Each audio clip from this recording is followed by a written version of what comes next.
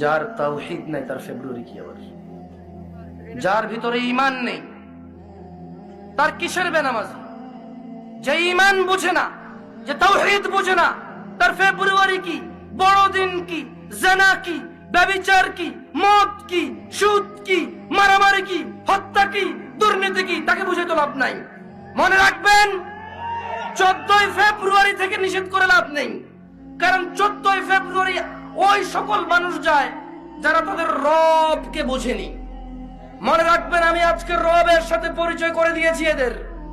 এরা যদি মনে করে 14 ফেব্রুয়ারি যাবে আর ওদের মৃত্যু হবে ওই অবস্থায়, আর তাদের কোন ওলি মুর্শিদ আছে যে তাদের কবরে যাবে 14 ফেব্রুয়ারির ওই নষ্টাপনা, নোংরা অশ্লীলতার ওখানে গিয়ে তাদের কবরে গিয়ে কেউ তাদের রক্ষা করবে, ওলি আর মুর্শিদা আছে, আমি আর আপনি কি করতে পারি? এখানে দেখা যাবে সেদিন, যেদিন বিচার হবে, মানুষ আল্লাহর সামনে আসবে এককভাবে, একা একা।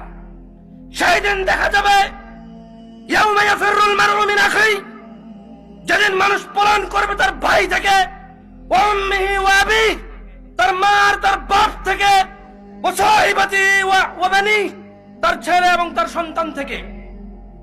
সেই দিন দেখা যাবে যে তার 14 ফেব্রুয়ারি তার আইডলরা, তার সিনেমার নায়করা, তার রাতের আনন্দের গায়করা, তার চোখের সন্তুষ্টির গায়িকারা, নায়িকারা তাকে কতটুকু উপকার করে।